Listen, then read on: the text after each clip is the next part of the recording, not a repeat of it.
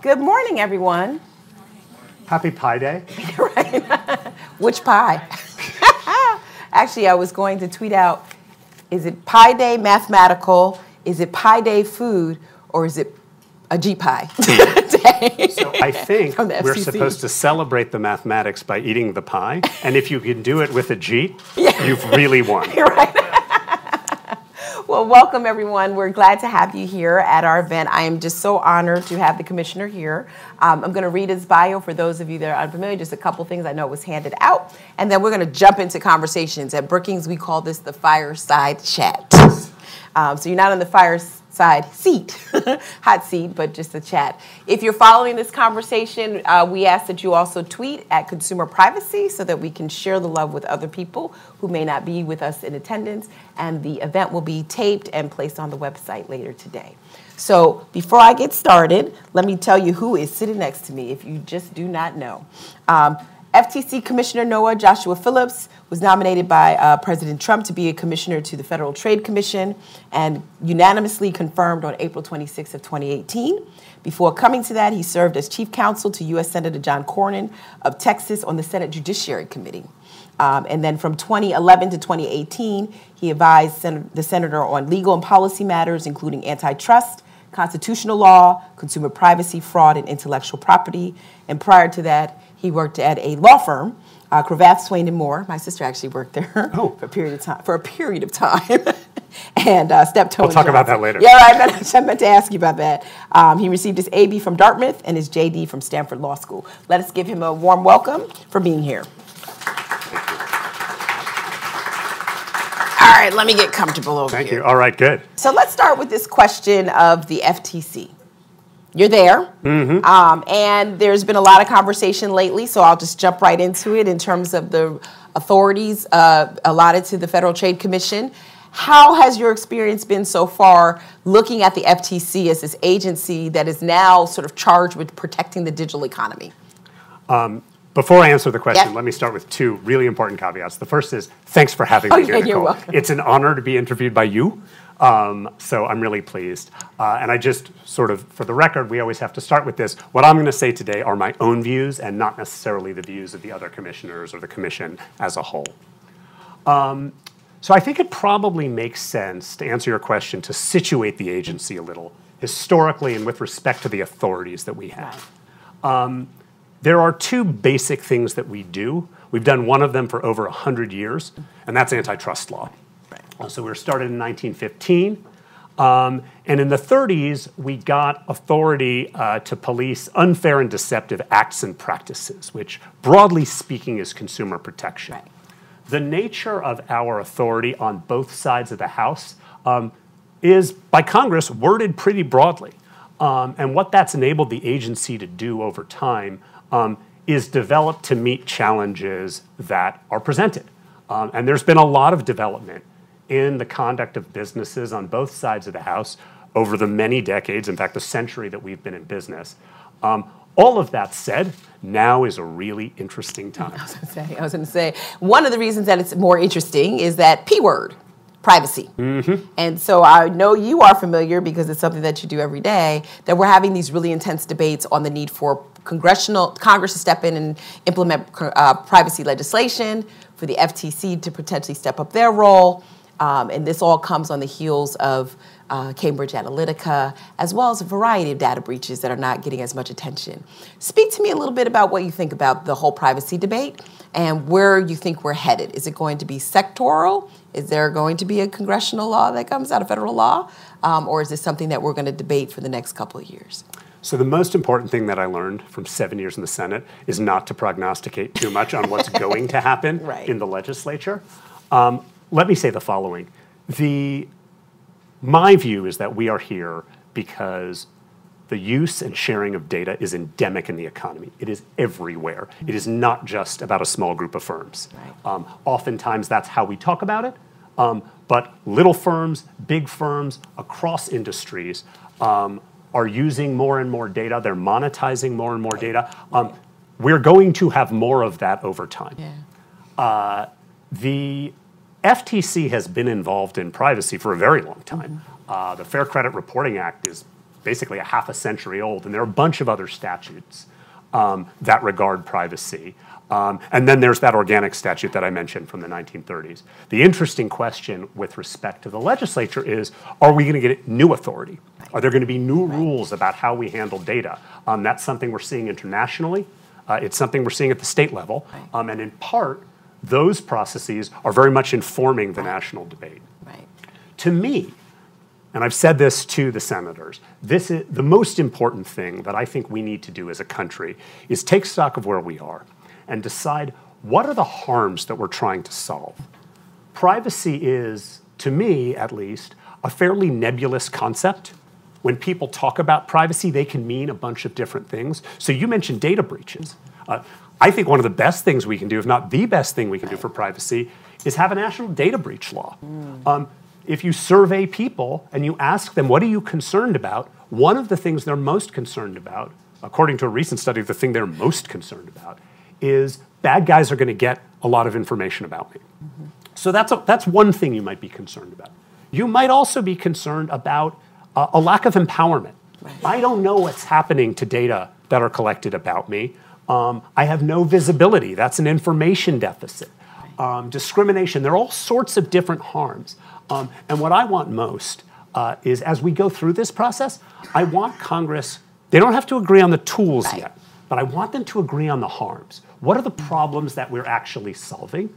And then let's have a debate how best to solve those problems. Because if you have a debate how to solve a problem you haven't defined, A, I worry you don't solve the problem, and B, I worry you create other problems. Well, I worry that Congress actually will come up with what the harms are. You think that's a feasible solution? Will Congress be able to actually figure that out, given the disparate areas that you're talking about? I think they can, and in a sense, I think that's what legislators do. Legislators create rights, right? They can create illegality in something. They can say this is something we just want to ban, or however they structure it. Fundamentally, that's a democratic judgment, right? That's what a legislator is supposed to do. Capability, we'll see over time. In effect, they have to answer this question because they have to decide what's in, what's out. What are we banning? What are we mandating? And that should drive, just to kind of go just another layer on this, will that then drive the tools? There's been conversations around, is it opt-in? Is it opt-out? What should we put as guardrails? Should we be relying on old statutes? Should we be developing, my colleague Kim Carey is here, principles around that? What do you think the toolkit might look like based on the harm? Well, I think that's the way that you're defining toolkit, which, by the way, is the right way to define it, is the most difficult question. And one of the things that concerns me is we're not talking, or at least the legislature isn't talking as loudly as I would have them do about the difficult questions. Are we doing opt-in, opt-out? What's in, what's out? Do we have a notice? How does that work? Do you have to come up consistent with international best practices, do you have to come up with a privacy risk assessment? How does that work? We're talking about things that, to me, are really important, but they're even further from the core questions. Things like preemption, rulemaking authority, fees. I think we have to answer the questions at the end of the day. So let's talk a little bit about why we're here, though, right? So, Cambridge Analytica was one of those impetus that sort of drove us to do this. But now we see the general data protection rules that the EU has put out, and we're up against what some legislators think is the urgency to get something done at the federal level before California's Act actually is implemented. What's your opinion about both? Should we be looking at the EU, Commissioner, if you're taking some cues on what we should be putting into this federal law? Let's start there. I think we have to look at what they are doing. I think we have to look at what effect it's having. In a sense, we have a national opportunity, and that is, Europe has done something. How's it working? One of the things that I've expressed is that I'm a little concerned at early signs that one of the effects of the law is that it's anti-competitive. And this can manifest in a number of ways. One is, very basically that compliance costs are really expensive. And if you're a big firm, you can manage that. If you're a smaller firm, that can be a little harder. Another thing is that there is, and you sort of hear a lot of this publicly, but also privately, there are vendors who stand at the ready to help you deal with this. Give your data to me at my cloud computing company, and I will resolve your problems. That may be good, by the way. Right. Maybe that's good for data security. But it may not help with competition.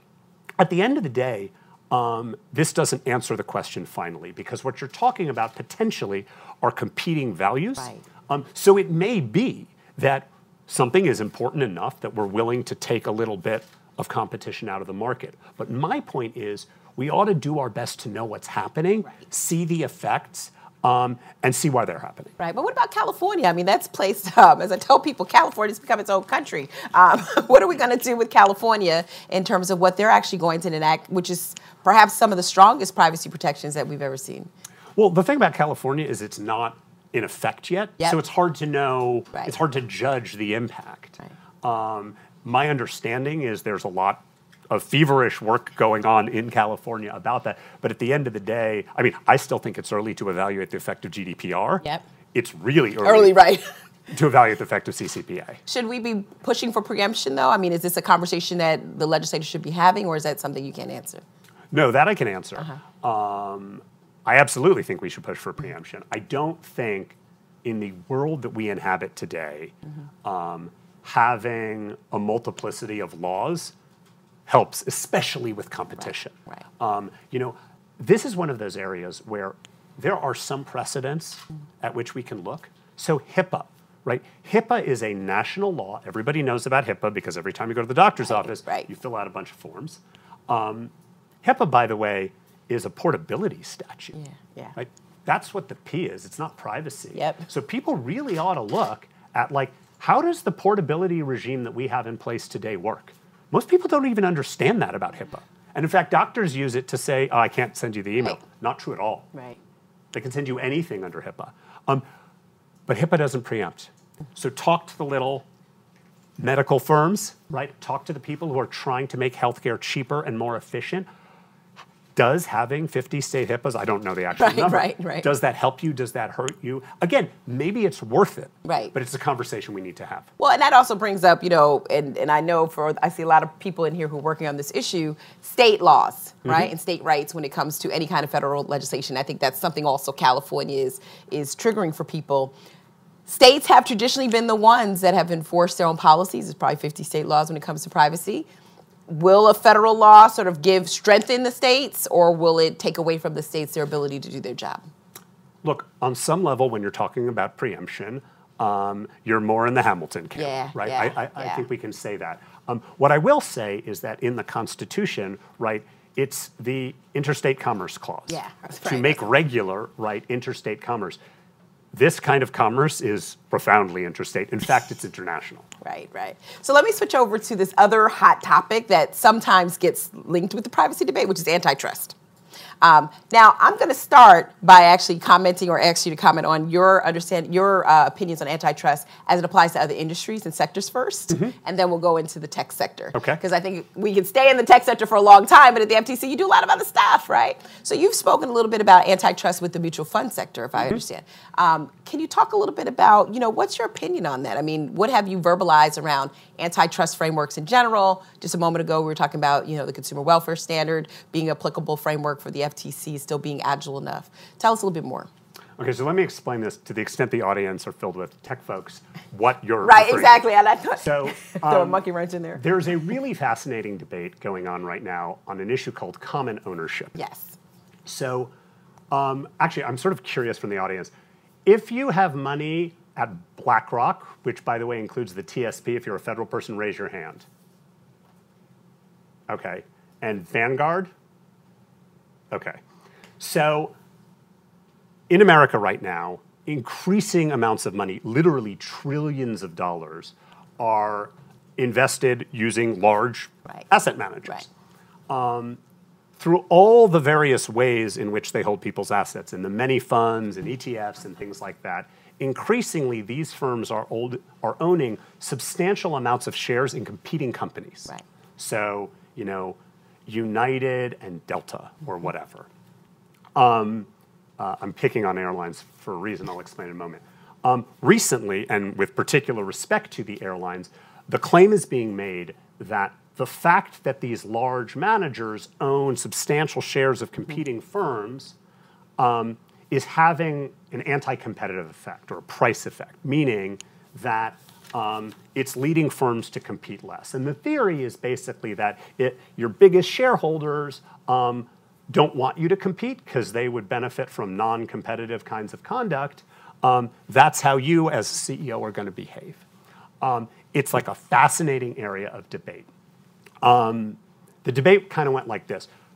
Early papers showing some really interesting things done by economists. Hot minute, lawyers proposing drastic changes in how our financial markets work. I'm concerned about that jump. What I want, and what I've said publicly, is I want us to continue to do the research. I want us to learn, is this right? Are we seeing it in other areas of the economy? How does this mechanism work? And then get to the policy solutions, not jump to the policy solutions based on one paper. So I say that because that was your first speech. So now you're at the commission a little bit more our time, right? Now the whole thing is big tech. You know, when I was at South by Southwest recently, you know, Senator Warren came out and said big tech should be broken up. There's been a lot of conversation around big tech companies and antitrust violations. Help us explain, based on your experience now and what you've looked at with the mutual fund industry, how should we be looking at this sector, though, as well? It's the same kind of thing, same framework, or what? So I think the framework is the same. The law is the law. Yes. Antitrust law is, for the most part, not specific to any given industry, and it's developed over time. I think the reason there are a lot of reasons the tech sector draws a lot of attention. The companies loom very large, as a matter of fact. They loom very large in the public's imagination. They're very disruptive. And in particular, they're very disruptive of a lot of competitors, right? So a lot of business models are being upset. And that's part of why we're having such a loud conversation. Yeah, but when we go back to privacy, there's been conversation too, Commissioner, around, well, maybe we should place privacy as one of those indicators of antitrust violations. Are you one of those fans of that thinking, on that line of thinking, or is that something we should totally keep separate in our conversations around this?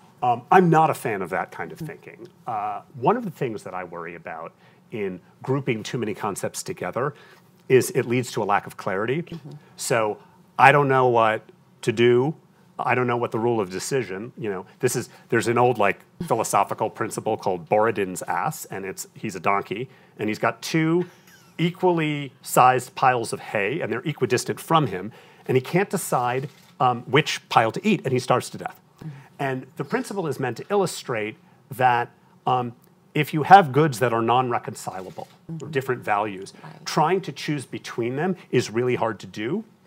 So that's for the law enforcer. For the company trying to decide whether their deal is legal, you know, how do you reconcile that? How do you plan in advance? And as a corollary matter, I worry that it gives too much discretion to people like me. Yeah, and I guess going back to that, the chairman of the FTC wants more rulemaking authority, though, around that area. Do you agree that there should be more rulemaking at the FTC? So that you can actually look and see what part of the donkey's is actually good? Which pile of hay? Yeah, which pile of hay? So that, to me, is part of the privacy conversation. And what I think about rulemaking is that, and it goes back to what we were talking about earlier, I think the fundamental democratic judgments need to be made in Congress. I don't think you want to give 5 people or 3 people the authority to legislate. The first is for democratic reasons, like we're not elected. Right. The second reason is what you don't want to see, especially with rules that potentially impact so much of the economy, is changes over time. Whatever you think the rule ought to be, what you shouldn't want to see is every 4 years or every 8 years or even some other period of time, dramatic shifts in what the rules of the economy are. That's really hard for firms to predict and to plan around. Well, there was recently an announcement of the FTC putting together that new commission, right, on big tech and competition. Task force. Yes. So do you think the FTC actually has a natural inroads into enforcement then, maybe, based on the, you know, like you said, the big umbrella of really determining what it is that you're actually looking at? What's the problem? So the task force, just to be clear, it's not a privacy thing. Yeah, it's a competition, it's a competition right? thing, exactly. So, you know, to me, what the task force is about, we all marvel at some of these firms and the technology industry. And I don't mean marvel as like a positive necessarily. Right. Maybe awe is the right word I'm looking for. There's a lot to look at. And what you want to do, you want to look at the firms, you want to look at the practices, you want to look at what we do, our processes, and most importantly for us, are we thinking about competition the right way? Let me give you an example, which to me is a really interesting question, maybe the hardest question we deal with. A lot of the firms that a lot of folks are talking about benefit from what we call network effects. Yes. So, the sort of curve of use goes up in such a way that it can be winner take all. Right. So is the competition like other firms that don't compete in that way further on down the line, or is there an earlier point of competition that deserves more attention? Mm-hmm. The task force is part of thinking about those kinds of questions. Right.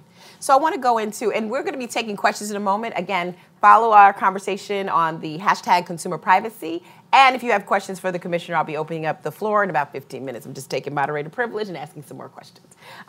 So let's talk about emerging technologies, just as a flip the script here. A lot of these tech companies are actually in the space of artificial intelligence. We at Brookings are actually involved with that. The FTC has traditionally been involved in algorithmic bias. Mm-hmm. Previous administration took that as one of their areas of interest. And I actually did a big data workshop 5 years ago talking about big data, and now we call them algorithms, right? To a certain extent. As we think about algorithmic bias, and we have a paper coming out here at Brookings on that, should the FTC be taking a more active stance with this? I mean, we're seeing people get denied loans as a result of algorithmic bias. We're seeing higher education decisions be made, bail and sentencing decisions being made that disproportionately affect protected classes. Curious as to your thinking, is this a privacy issue again, or is this something that might be in its own bucket by the FTC to ensure, there's no deceptive practice or discriminatory effects? Well, let me say this. It's not unrelated.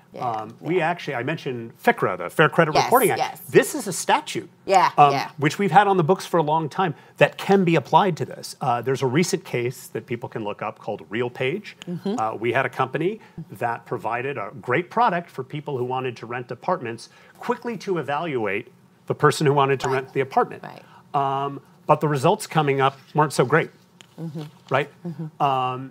And we entered into a settlement with them to improve sort of what they do and find them money. So there are already tools at our disposal to help deal with that. I think it does need to be an area of focus. Yeah. I think that's right. I also keep in mind, though, and this is so funny for things like the extension of credit, because I don't think anyone should nostalgize the old world of credit, where it's like, you and I play at the golf club together, and you come into my bank, and I know you, and you're a good person. Not sure that biases didn't impact that process. Yep. So there's promise in using objective metrics. Right. There's promise in using AI, but we have to look out for where it has bad effects. Right, and is there also this conversation, because some of these technologies are still nascent form, like facial recognition, et cetera, should we be trying to figure out ways to balance that innovation before we prescribe rules over these things, or... it seems like everything we're talking about still has time that we have to look at these things. Yeah, look, I think we have to keep in mind the U.S. remains fundamentally a very innovative economy. Yes. That's a good thing. Mm-hmm. We want to encourage that. It doesn't answer all the questions. We also want to understand what we're purporting to regulate. We want to weigh the costs and benefits. Right, that's right. Now, I would be remiss if I didn't ask you this question as well. When it comes to algorithmic bias, will the FTC also be looking at conservative bias, like political bias? As it's a non-protected group, but clearly it's gotten a lot of conversation on the Hill. So I'm actually also curious, while you're sitting here, if that's actually going to be a scope of interest to the FTC. So I've tried to say this on the Hill. I've tried to say this in public. I don't think we should be involved in that business. Okay. One of the things that scares me as a public official is the notion that public officials should be looking at which opinions are getting what kind of treatment in the market and then trying to correct that. I think that gets you into really, really, really dangerous First Amendment waters, and I don't think we ought to be there. Yeah. So let's switch modes for a minute, because I know there's a whole lot more that you do with the commission than what we're talking about, and it's actually worth probably having a discussion on that. I know that you recently spoke about non-compete agreements, and curious to, one, explain it to the group why that's an important area that you took on, and what your perspective is on those. So just to be clear, I haven't even spoken on this yet. I did... It found its way into some testimony. I was going to say. Okay. So non-compete agreements are something that one finds in the economy. They've traditionally been understood as a mechanism that a firm uses to make sure that it retains the incentive to train, to protect trade secrets, things like that. So, I'm trying to think of an example. You go to a tech firm and they say, you can't go work with our competitor or our competitors for some amount of time. Right. Very different state regimes in the United States. Interestingly, California, very suspicious of non-compete agreements. California also happens to have a lot of innovation. I was going to say. And this has not escaped the notice of a lot of policymakers. To me, the issue of non-competes falls into a set of issues that relate to a broader, like a real issue in the United States economy right now, and that is labor mobility. Yeah. So for years, the FTC has done some of the best work on issues of occupational licensing. Barriers that states erect, legal barriers to entry that prevent people from starting new businesses. Sometimes that's important for health and safety, but sometimes it's not so good. Sometimes it's people protecting themselves or their friends through use of legal barriers, and that can be really anti-competitive. In 2016, the DOJ and the FTC got together to do HR guidelines. And one of the things that came out of those HR guidelines is a great initiative that they're doing over at DOJ, and that's to look at what we call no-poach agreements. So that's firms that agree not to hire each other's workers. What we are also seeing in a lot of the academic research is that non-competes are much more prevalent than at least we thought they were. I don't know if they're more prevalent than they used to be. And they're prevalent in areas of the economy where we might not expect them, like fast food workers, where you're not thinking about like them stealing the client list or the IP or what have you. To me, these three issues, occupational licensing, no-poach agreements, and non-competes, together inhibit the free flow of labor. They inhibit the ability of workers to bargain for what they're worth. And I think policymakers in general ought to take a look at that. I will say, from an antitrust perspective, a particular non-compete agreement, it's often hard to see how that becomes an antitrust case. But if you look on the Hill, people like Marco Rubio are taking a really close look at this from a policy perspective, and I think that's the right thing to do. And as it relates to the tech sector, would that have an impact there, or it seems like it could actually? So labor mobility in the tech sector is like a fascinating story over time. It is really fascinating. As I mentioned, California traditionally has been really hostile to the non-compete stuff. And some people attribute the innovation to that. So my inability as your boss to keep you from going to the competitor allows you to move around and share ideas. Now, we don't want you to share trade secrets. But sharing ideas and ways of thinking about something can really foster innovation. California is also the place where DOJ brought a case a few years ago involving some really big firms doing this no-poach stuff. And that brings me to this last question before last. Again, I will open it up to questions from the audience. Should we be looking at, or the FTC be looking more carefully, though, at these labor issues that are associated with the sector that we just discussed? I was just on the Hill just the other day talking about diversity in the tech sector, talking about, all the implications of this growing part of our economy. Is this a concern that the FTC should be taking on? So something that both the chairman and the head of our Bureau of Competition have talked about looking at increasingly is the issue of labor monopsony. To what extent, for instance, a merger might have an anti-competitive effect on the demand side for labor. So it's something we are taking a look at. Yeah, no, that's good to hear, because I think that just different demands, different economies have different scales. So before I go to questions, I do have a question to ask you. So what's going to be your legacy? You're there. Sounds like you've got a lot of things on your plate, but what do you want your legacy to be as a commissioner? I think what I want more than anything is to do my best to make sure that the policy we push and the cases we bring are like well-grounded and well thought out. There are a lot of people talking about the issues that we deal with right now, more so than I think I've seen in my lifetime. And in a sense, that's really good. But I just want the conversation to be grounded. Yeah. That's, I think, the most important So if you thing become for the me. grounded commissioner, you'd be happy. Boring is what I do. You're right. Now, the commissioner said before it came out, I'm not sure how lively, but you've been great. I mean, the conversation has flowed. We could sit here and talk for hours. That's why we call this a fireside chat. He's almost like in my living room having conversation. Some living room. Yeah, no, it's a big living room. I have a lot of guests. So I actually want to open it up for Q&A so we have enough time. I know the commissioner has put out a lot of information, and it's always great to have them in person. So we have a microphone coming. We'll start with the gentleman in the middle, and then we'll go to the gentleman here. And then I think I saw a hand over here. Hi, it's Mark McCarthy with Georgetown University. Great conversation, good questions, great answers. So can you give us more reaction to Senator Warren's tech proposals? In particular, her ideas that some of the tech mergers should be unwound.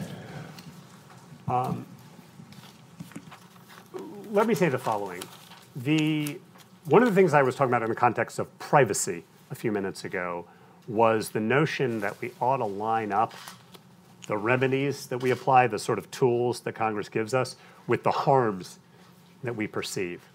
That principle of aligning harms and remedies very much exists in antitrust law and ought to do so. Meaning, when we block a merger or require some sort of remedy, or when we pursue a conduct case, right? We're going against an anti-competitive thing that a company is doing. We ought to pursue remedies that are tailored to the harm. The breakup of a company, divestitures happen all the time in merger review, but the breakup of a company isn't something that is all that common in American history. And the reason for that, there are a number of reasons for it. One of it is, in a sense, it's sort of like the starkest remedy. In another sense, it's really hard to do and complex. It's not so simple, oftentimes, as just as an outsider, or even as a regulator saying, just take that and move them apart. There's all sorts of complexities, and there have been historically decades of litigation over these things. I think that the question always should be, what's the harm at which we're aiming? How does the remedy address the harm? Different firms have different businesses. If you're just talking about the same remedy to address the same perceived thing and you're not even differentiating the businesses, I worry that you're missing some nuance. Next question is right here.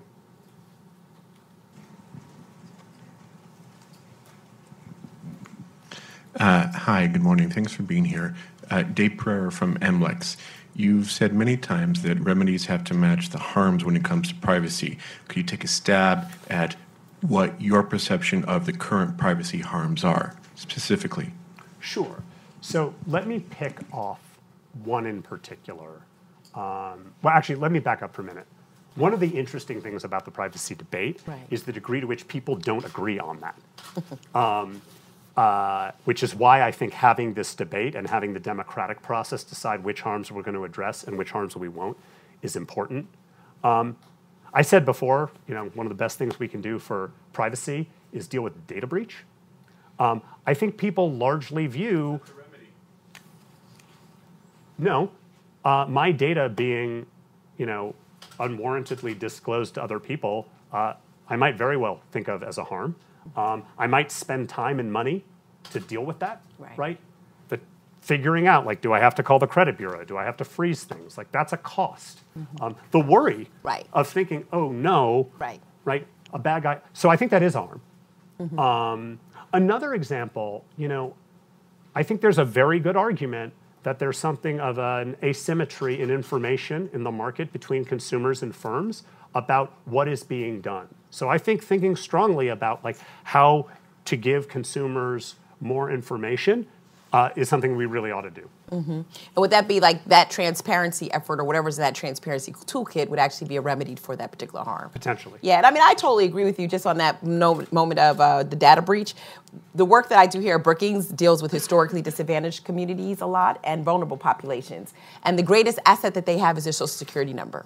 And if you think about those populations compared to those of us, I've had my credit card hacked multiple times, but I could easily go to another credit card. person who has their Social Security number hacked, that's it. That person also probably has a schedule Yes. that doesn't allow them to spend a lot of time That's on right. the phone with customer service, That's right? right. They've got to pick up their kids. Maybe they have to pick up somebody else's That's kids. So yeah, these little bleeds of time can have a Yes. real impact on people. And I do think, That's right. you know, as a general principle, you want to focus on the areas of the greatest harm first. Yeah. Do you think it's, just want to piggyback on this gentleman's question, do you think it's worth then doing a grid that has these harms sort of explicated and then a remedy toolkit as a result of that? That's a different way, I think, of a methodological process for the debate that we're in right now. Could be. Yeah, no, I think that's a great idea, I right? know, And then something we can came debate. out. Cam, you hear that? we can debate, like, Exactly. does the remedy address the harm? Right. Does it outweigh its costs? Yeah, I looking at my colleague Cam Carey, we might have a paper here with regards to that, because I've not heard that spoken about in a way that you've sort of laid it out, which could get into the details that I think many of us are struggling with right now. Next question. Okay, who's got the mic? That's interesting.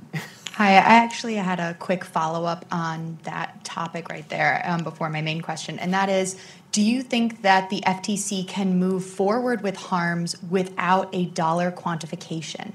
Because I know that the FTC privacy con that has been going on has been focused on asking academia, which is where I come from, over and over again, can I put a dollar amount on privacy harm? Can I do it? Can I do it? And the answer has continuously been, we don't know how. So can you move forward without dollar quantification? So it's a great question. And one of the most interesting things to me is the degree to which that was like 2 years ago, a really big debate. Now, in the context of this privacy legislative forum, it's sort of, people are not focused on it. You know, we have historically, even under Section 5, right, where you have to show substantial harm, we've looked at things that I think don't all align with out-of-pocket loss. So reputational harm. Although there was sort of more economic harm as well. I'll take an example of rather, the whole thing is unfortunate, the Ashley Madison case. This is a website where people will go to cheat on their spouses, in particular men go to cheat on their wives, and they promised really good security. And they were breached. So that, I mean, I don't have infinite sympathy for the victims, but there's no question they wanted to keep that private, right? So I think we have at the margins, but the really important question for purposes of the privacy debate is, in my mind, almost any way this shakes, if it ends up in legislation, you're going to be in a world where you're addressing precisely those kinds of harms. Now, let me say the following. There is nothing particularly out of the ordinary about Congress saying this is a harm and you should have a remedy, however that remedy looks. Like, that is a perfectly plausible thing. But I do think, in a sense, that debate, which is super important, and loomed incredibly large like 2 years ago, has been superseded by this debate about which harms are we addressing, many of which are non-economic. That's right. That's right. So, sorry, my actual question was actually going right up on that. But I liked your first one. I was an FTC intern. So Where? the next one is, so you said that fundamental democratic judgments should come from Congress versus coming from the FTC rules.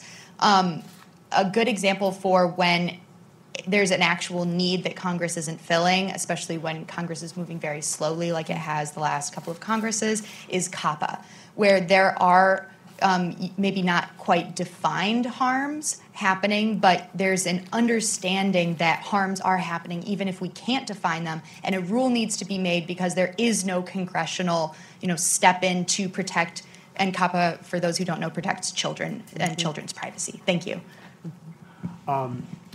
So, well, I'll start with this. We have done rulemaking on COPPA, and I think Congress ought to look at that process and what people said around that process. I think that's like I was saying with respect to HIPAA earlier, I think that's a really important way for Congress to learn about how we have made rules on privacy in the past.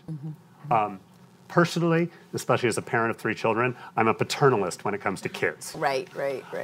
Kids, though, are not the whole population, right? So COPPA also addresses an area I think, consistent with the regime we have now, which is a risk-based regime, where Congress has stepped in and it said, look, that's an area that requires special protection, right? Kids, health information, financial information. It is not shocking that we have the scheme that we have today. Right, right. Actually, I wanted to, moderator privilege, go back to her first question, though, because you had me thinking about something, and then we'll go to the next question on monetization, right? So there are conversations that are happening about consumers owning their data and giving it a value, right? And so it's sort of an input-output. If you quantify harm, should we also have the ability of consumers to quantify the value of their data as well? So there's a lot of talk about that going on. There's a lot of talk about that. I need to learn more. Let me start with that. I'm not enthusiastic about that concept. I find it analytically really difficult.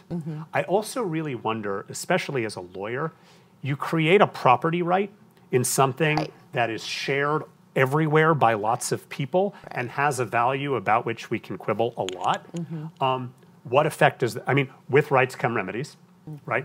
Lawsuits. Like, how does that look? And I have not been sold as that as a metaphor. You know,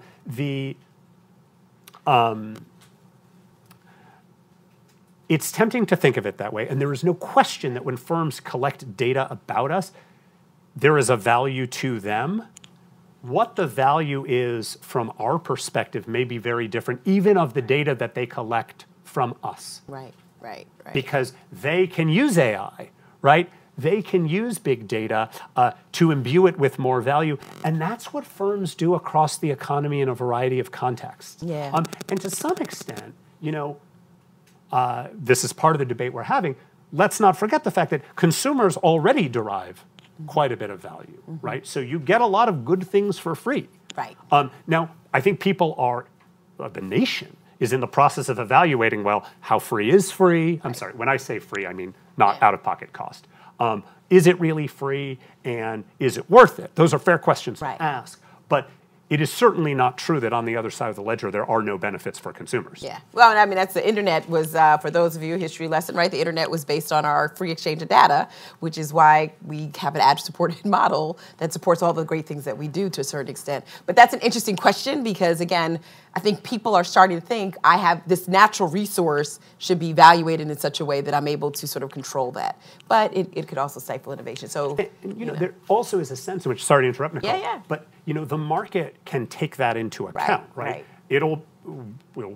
I'll be interested to see to what extent are privacy-driven business models popular. Right. And that goes back to, I think, the young lady's question in terms of the children's protections. Perhaps federal legislation should use those as sweet spots to focus on. You know, obviously, I don't think any of us want to evaluate our health data. We want that private no matter what, right? And we don't want to barter that as some kind of trade, potentially. We don't want to barter, but let me pick on that, and this is something I've been thinking about increasingly. Just my personal experience, and this is not a good way to make public policy, I'm not convinced that there's really good sharing of health data going on. It was supposed to have happened. That was what HIPAA was supposed to do, and instead, for a lot of people, it works as an impediment. And you know, you don't want your data breached, and maybe you don't want ads predicated upon it, but do I want my primary care physician to talk to my specialist? I do. And you know, our choices in healthcare are governed by a whole, you know, and I think complicated scheme. I mean, we'd have a whole conversation on this because I just think, like, you know, do you want people to say, oh yeah, for 25 cents, take this part of my healthcare record and all that? And I think that's a difficult conversation that people aren't getting to the weeds of when we actually talk about this new commodity. But I'll give you an example, and just to be clear, like the FTC doesn't even do HIPAA, but you're getting a certain kind of treatment. And let's say you're dealing with 2 or 3 different doctors. Unless things are really going as planned, and they often don't, it's you, maybe sick, talking to different people and trying to convey the same story. The fact that you forget a material detail in one conversation can have a real difference. Like, there is a world of data sharing that helps too. And that's just something important to keep in mind. Thank you for reminding of us. Okay, so I completely lost track of who's next, but I think it was this gentleman right here in the green jacket. I'll go there, and then Marita will get you third. I'm sorry, before I go there, this gentleman way in the back, because I do have my glasses on and I can see you. We'll go here, to the gentleman in the back here, and then to Marita Coley. I have a question about rate of progress. One of the privacy-related issues are the innumerable spam phone calls we get every day, imitating other phone numbers, and often they're out to fraudulently take money away from people. FTC has been addressing this, I don't know how many years, the only remedy was file a complaint with the FTC, which every month gets more complicated to do. And you have this long list, but I have seen very little progress in implementing the very well-known technical solutions to this problem, which just don't allow people to create a phony telephone number. So in my own life, and certainly when listening to people talk about what we do, this issue might loom largest. Right. Because you're reminded 5 times a day that whatever it is, right. it isn't working. Right. We have been and will continue to bring cases under the telemarketing sales rule to enforce the authority that we have. But part of what you're seeing in the market is that the cost of internet telephony is zero. I mean, it's nothing. And the technologies are spreading. It can even reach from without our jurisdiction. So it's not a problem that enforcement alone can solve. So that's why you see 2 really important trends that I hope provide great promise. One is what we've been fostering, which is competitions to develop technologies on the user end to help people identify or at least not take the call, right? So we held a contest. You should go to our website. There's a bunch of apps that can help.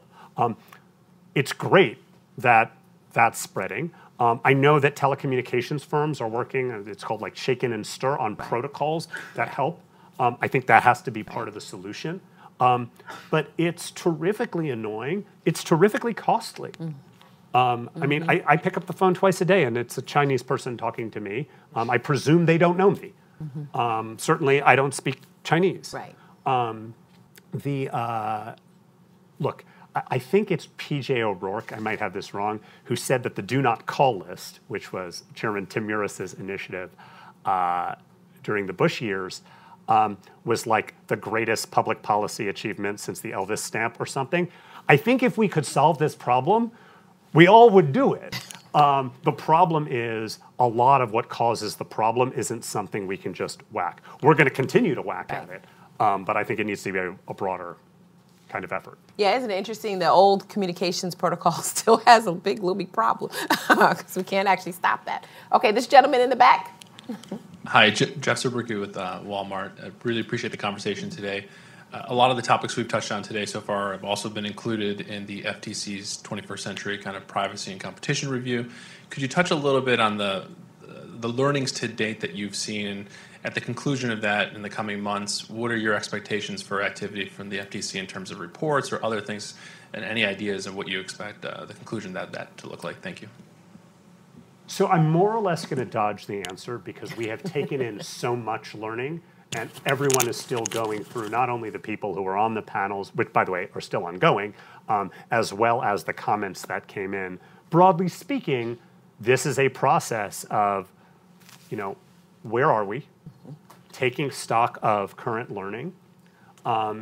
It's all modeled on this effort in 1995 by Chairman Petovsky, which led to some really important improvements in how we think about IP and antitrust, how we think about efficiencies in antitrust. And it's absolutely plausible that there are innovations that come out of it, but I think it's a little early to tell. There's a question here.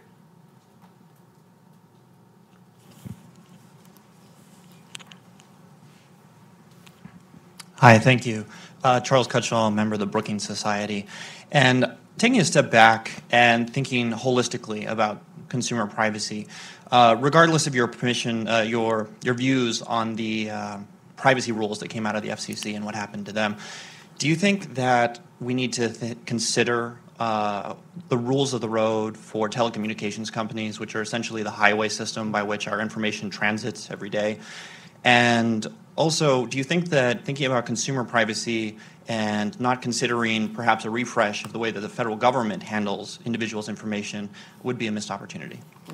Sorry, repeat the second question again. Sure, absolutely. A lot of the conversations that I've seen, a lot of bills coming out of the Hill, tend to really focus on technology companies and the role of the FTC. And I was wondering if you had any thoughts on whether or not there should be a conversation taking place about perhaps some of the outdated privacy protections that we have in the federal government. Privacy Act of 1974, for example, right. the Which regards the key word government. being 1974 there, date. I'm just interested in your thoughts and just in terms of a more holistic approach to privacy.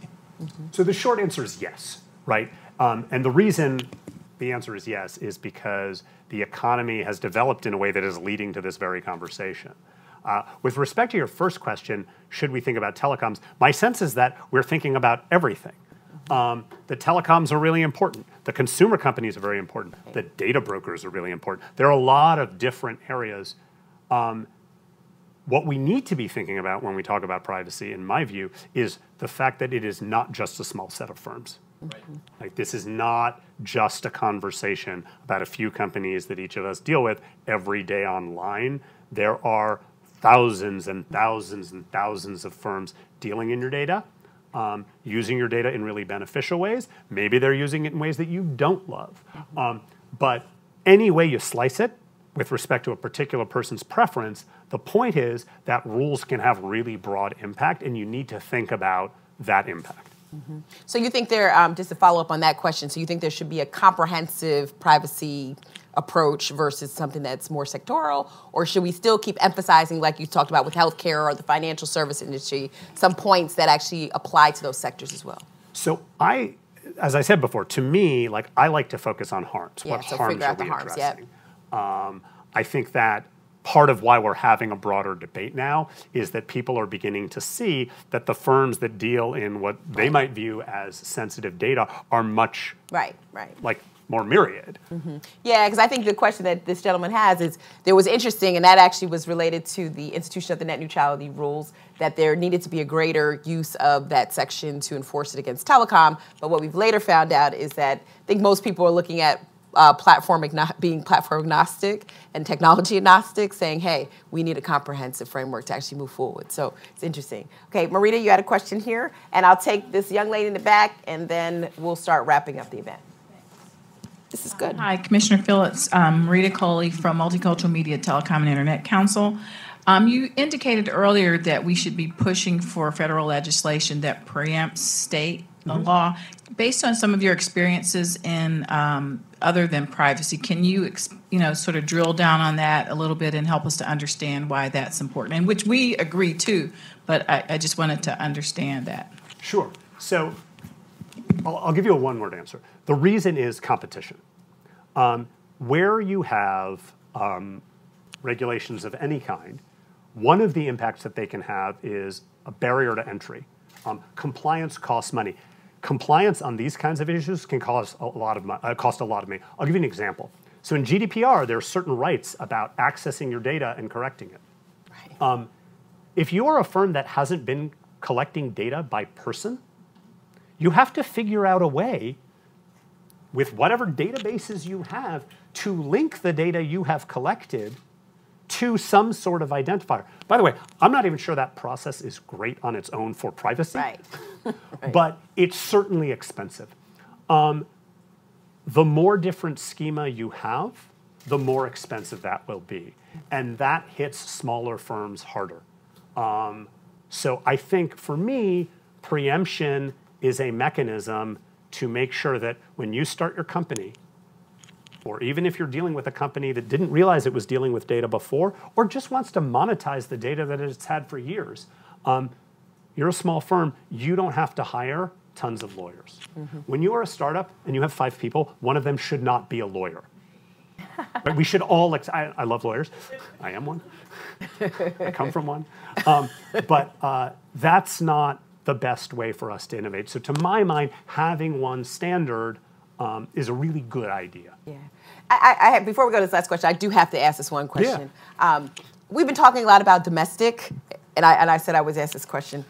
International where are the conversations around global governance around privacy, international frameworks, data portability, sharing? That conversation is still going on, correct? Oh, yeah. Yeah. So I was just a few weeks ago, I was in Santiago, Chile. Yeah. This is the meeting of the APEC, the Asia Pacific Economic Council. And one of the issues on the table is portability of data. Yes. As different countries develop different standards, the growth, the economic growth we've had in the economy can be inhibited by the fact that you may not be able to share data. American firms spend a lot of time worrying about these issues. To me, the most important thing is however different states resolve their preferences with respect to privacy, and people will have different rules because they have different traditions and preferences and so forth. We ought to find a way to interoperate. Yeah. And should we have some, and as we prepare for this last question, should we have some guiding principles that apply across countries? Because it seems to me that the way that we could probably find ourselves in a patchwork of privacy rules is the same way we could actually go globally. There are some things that we have like Privacy Shield, et cetera, but I'm not sure where the international conversation is going with this. I mean, I'm not sure either. I think the Europeans very much want to take what they've done and spread it to the world. I don't think that's the only model. What I think, though, is critical is whatever result at which a particular nation arrives, that we still be able to have, like, all share in the benefits of the economic growth that we've been enjoying. That's the key. All right, last question, and then we will wrap up and thank the Commissioner for coming. I have personal information on the internet that I have never posted, published, or authorized, but is impeding my efforts to find a job. And the FTC said they could remove that, but Congress hasn't given them the authority. What would it entail to have a do not post, do not publish list we can put our names on, and the list itself would be hidden, but the personal information would not be able to be put online? Is that feasible? The short answer is I don't know. In Europe, something you hear about is what we call the right to be forgotten. In the states, that may raise First Amendment issues. But I will say, just to sort of echo your point, I have hit times where I have found, now I'm sort of a public official, but I found data about myself online that I was very surprised to see.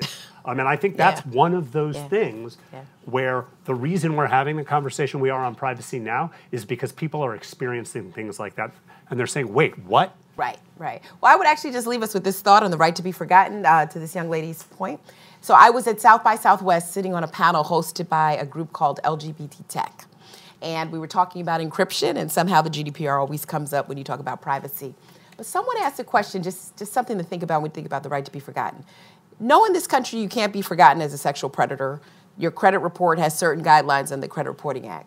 But someone asked a question about my gender fluidity and my ability to sort of recurate my identity under a clause of right to be forgotten so that I'm no longer identified as the previous person I was. I'm still that same person, but I'm actually different now.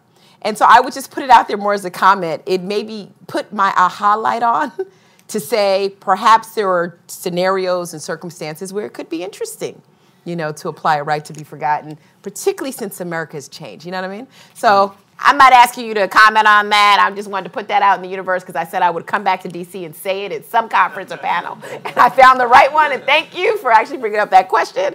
But it's something to think about for those of us that have carefully looked at what could be applied in the U.S. and the GDPR. Gender fluidity is obviously one of those topics that has made a real inroads in our country in terms of how we look at people. On that note, I will say thank you, Commissioner, for actually coming. Let's give him a round of applause for his participation today. Thank you for having me. It was good, right? Thanks for watching. Be sure to like and subscribe for more videos from Brookings.